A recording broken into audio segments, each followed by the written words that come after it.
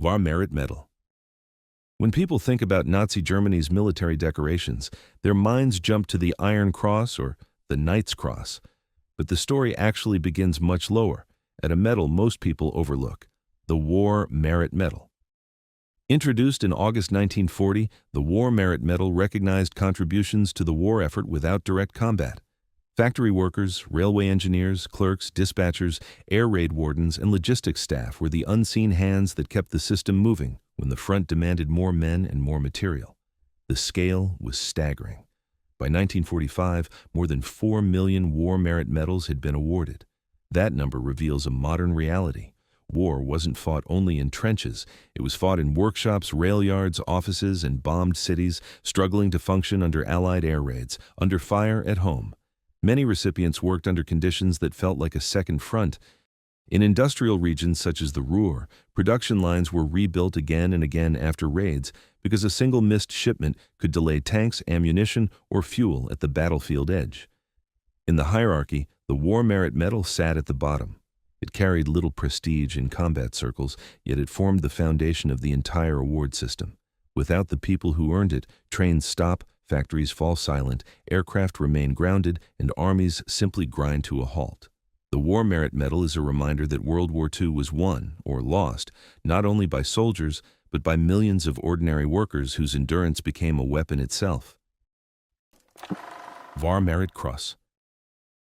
If the War Merit Medal marked endurance, the War Merit Cross marked importance.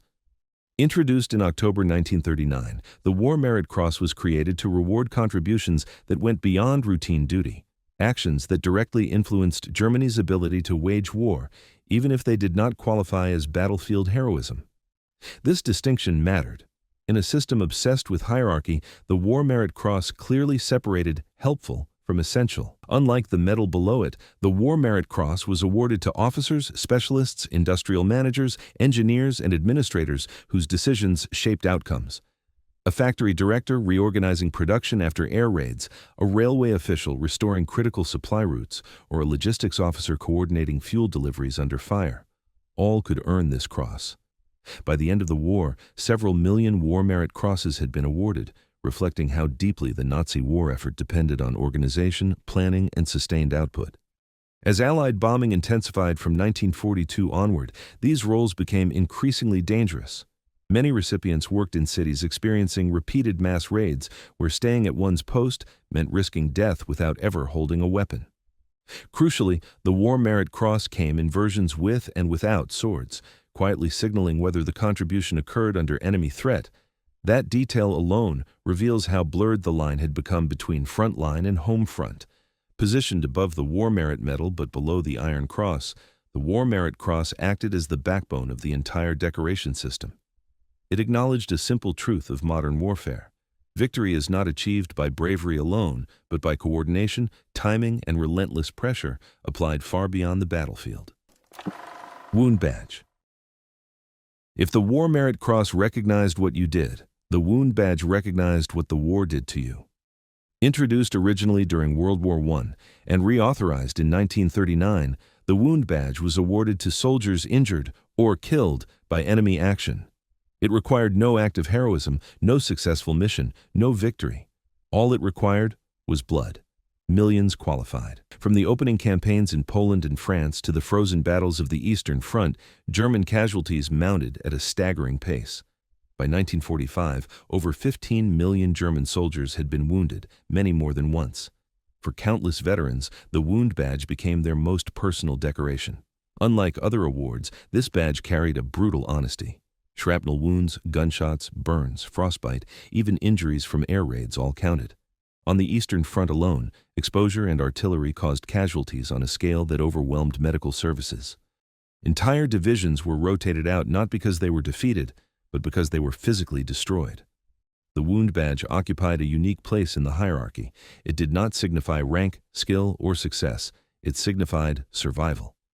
Wearing it told a simple story. This soldier had been hit and lived long enough to return.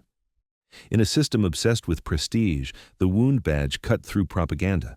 It reminded everyone, frontline troops and civilians alike, that the cost of war was measured not only in territory gained or enemies defeated, but in shattered bodies carried home from the battlefield. Combat badges. If the wound badge proved you survived the battlefield, combat badges proved you belonged there. Introduced throughout the war for different branches, combat badges were awarded only to those who actively fought the enemy in their specific role. Infantrymen, tank crews, assault engineers, U-boat sailors. Each had their own badge, and each came with strict qualification rules. Take the infantry assault badge. It required participation in multiple frontline attacks, often under artillery fire and close combat conditions. This was not a decoration you earned from a desk. It meant advancing on foot, crossing open ground, and staying in the fight long enough to be counted. For armored troops, the Panzer badge marked tank crews who fought inside steel vehicles that could turn into fire traps in seconds. A single penetrating hit could kill an entire crew instantly. Yet tankers climbed back into their vehicles again and again. In the Navy, the U-boat badge carried a different weight. Submarine crews faced some of the highest casualty rates of the war. Over 30,000 German submariners died, nearly 3 out of 4 who served.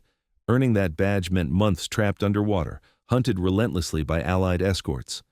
Unlike medals, combat badges were worn daily. They acted as instant identifiers. One glance told fellow soldiers and enemies that this man was not new, not untested. In Nazi Germany's decoration system, combat badges didn't sit at the top, but among soldiers they carried immense respect. They were proof of presence, proof of endurance, and proof that the wearer had stood in the most dangerous place a war could offer. Close Combat Clasp. If combat badges proved you fought the enemy, the Close Combat Clasp proved you fought them face to face. Introduced in November 1942, the Close Combat Clasp was one of the most feared and respected decorations in the German army. It was awarded only for hand-to-hand combat, where distance vanished and survival depended on seconds, reflexes, and luck. This was not about firing from cover or operating machines. This was trench assaults, street fighting, forest ambushes, combat measured in meters, sometimes inches. On the Eastern Front, soldiers described it as fighting inside chaos, smoke, screams, shattered buildings, and sudden silence broken by a single shot. The requirements were brutal. Each qualifying day meant a confirmed close combat engagement against the enemy. Veterans joked grimly that earning the clasp meant counting days you should not have survived. Many who qualified were already wounded, some multiple times before they ever reached the minimum threshold. The casualty rates tell the story. German infantry units on the Eastern Front often suffered over 50% losses in sustained close combat fighting. Entire companies vanished during urban battles like Stalingrad, where survival sometimes depended on which side reached a staircase first. The Close Combat Clasp was rarely awarded and instantly recognized. Among soldiers, it carried more weight than many higher decorations. It meant the wearer had endured the most personal form of warfare, where killing and surviving happened at arm's length. In the Nazi decoration system, this clasp was not flashy, but in the eyes of frontline infantry, it marked a soldier who had walked into the heart of war and come back alive. Honor Roll Clasp. After surviving close combat, very few soldiers were granted something even rarer, having their names officially recorded for extraordinary bravery. That recognition came in the form of the Honor Roll Clasp. Introduced in 1944, the Honor Roll Clasp was not earned through accumulation or routine service. It was awarded only after a soldier's actions were judged exceptional enough to be entered into the Honor Roll of the German Armed Forces, a formal, centralized record of valor. This distinction mattered. Unlike most decorations, the Honor Roll Clasp required confirmation at the highest levels. A recommendation had to survive scrutiny through multiple command layers, often supported by eyewitness reports and unit records. In a collapsing war system, that alone made it rare. Recipients were typically frontline soldiers who had already proven themselves repeatedly, often holders of multiple combat decorations, sometimes wounded several times. Their actions ranged from holding critical positions against overwhelming odds to leading counterattacks that saved entire units from destruction. By late war standards, the numbers were small.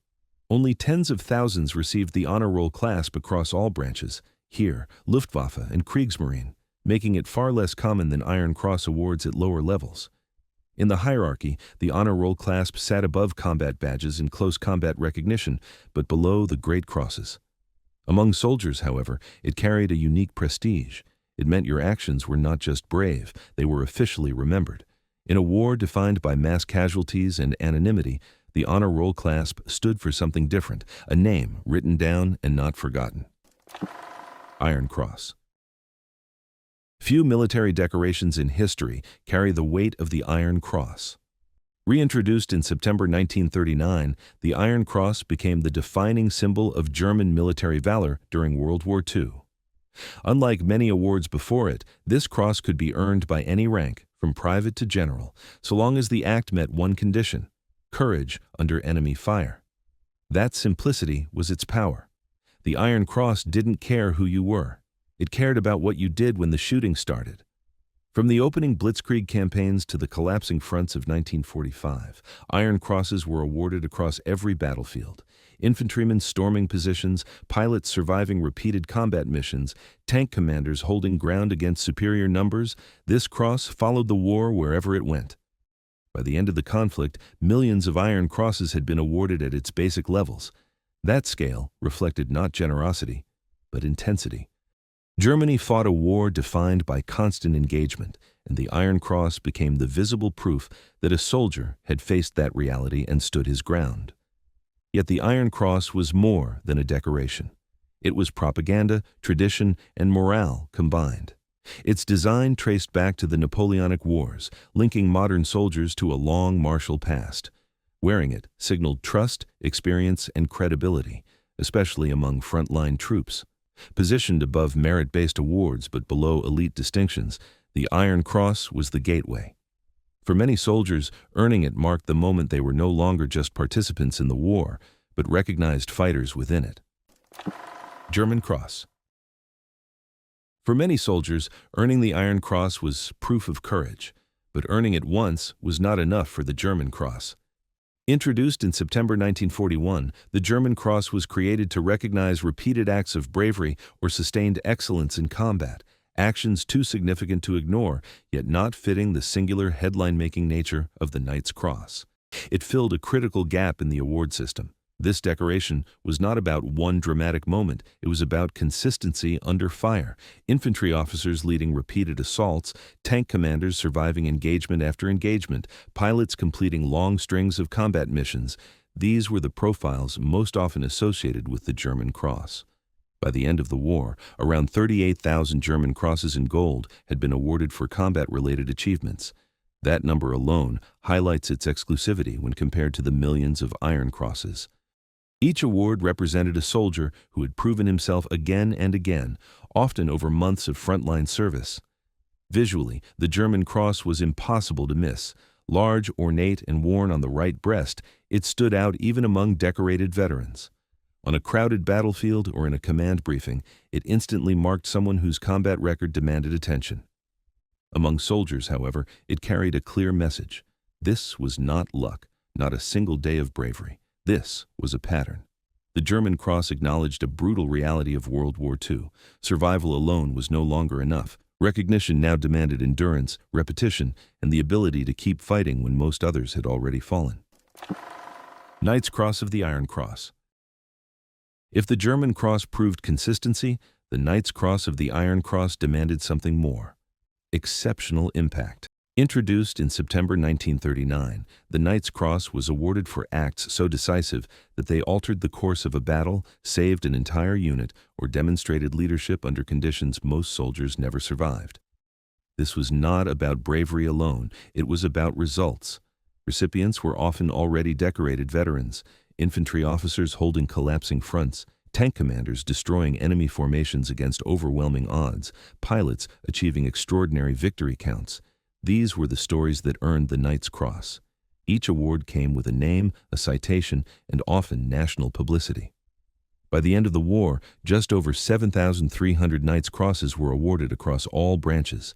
In a military that mobilized tens of millions, that number shows how narrow the gate truly was. This decoration marked the elite within the elite. The Knight's Cross carried immense symbolic power.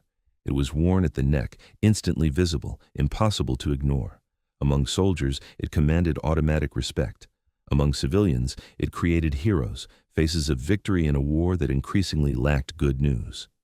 But the Knight's Cross also reveals the darker truth of total war. As Germany's situation deteriorated, standards shifted, pressure increased, and heroic narratives became tools of morale as much as recognition.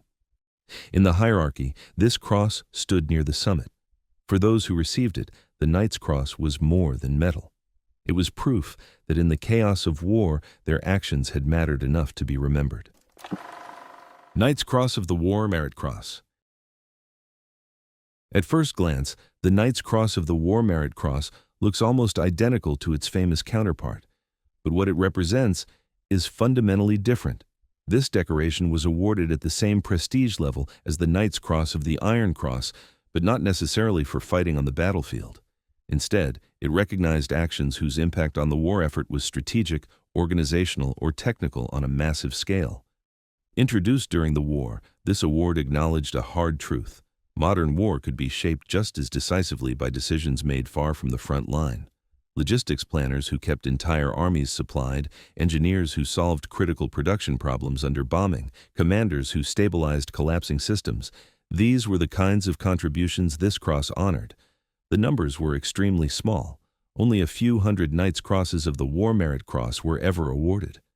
That rarity alone shows how high the threshold truly was. Recipients were often senior officers, industrial leaders, or specialists whose actions affected entire fronts rather than individual battles. Some awards were granted with swords, indicating exposure to enemy threat, others without, highlighting purely organizational or administrative impact. Either way, the message was clear. This was excellence measured in outcomes, not body counts. In the hierarchy, this cross sat just below the Grand Cross, standing shoulder to shoulder in prestige with the Combat Knight's Cross. To soldiers, it sent a sobering reminder. Wars are not won by courage alone. They are won by systems that continue to function when everything else is breaking down. Grand Cross of the Iron Cross. At the very top of Nazi Germany's military decoration system stood a medal so rare that it almost existed outside the war itself, the Grand Cross of the Iron Cross. Reintroduced in 1939, the Grand Cross was not meant for battlefield heroics or repeated bravery. It was designed for commanders whose decisions shaped the entire course of the war, not a battle, not a campaign, but strategy on a continental scale. In theory, this decoration represented the ultimate recognition of military leadership. In practice, it was awarded only once during World War II. The sole recipient was Hermann Göring, head of the Luftwaffe, in 1940, following Germany's early victories in Western Europe. At that moment, the air war appeared decisive, and the Grand Cross was meant to symbolize total dominance. As the war continued, the Luftwaffe failed to defeat Britain, lost air superiority, and suffered catastrophic losses against Allied bombers. The Grand Cross, once intended as a living symbol of victory, became frozen in time, untouchable, unrepeated, and increasingly disconnected from reality. No other commander ever received it, not after Stalingrad, not after Kursk, not even as Germany collapsed. In the hierarchy, the Grand Cross sat above everything, Knight's Crosses, German crosses, all of them. Yet its true meaning lies in absence. It shows the limit of honors in a war that ultimately could not deliver the victory it promised. The Grand Cross of the Iron Cross stands as a reminder. At the highest level, decorations stop reflecting achievement and start revealing ambition. Thank you for watching. If you found this video helpful, please like, subscribe, and turn on notifications for more in-depth World War II content. Share the video if you believe history deserves to be understood accurately.